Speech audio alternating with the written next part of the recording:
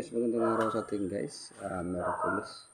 Kumuha tayo ito guys ng tawag nito yung papel doon sa opisina ng kuha natin ng tin number. Kaso pinapild up. Yan. Hindi pala nyo maano sa kabila guys.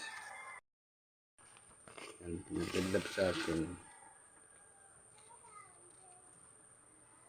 Pinilipan naman natin. Ang problema ay wala namang nag-check, wala namang ano sa internet, puro error.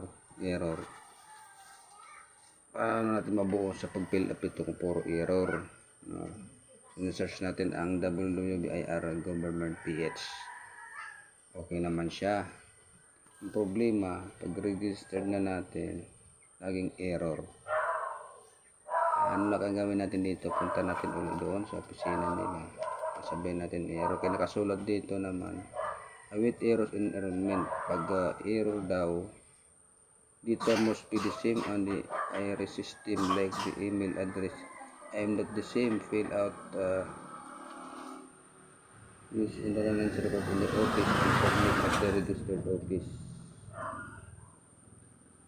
Punta natin doon. Sabihin natin mag-ano lang tayo manual.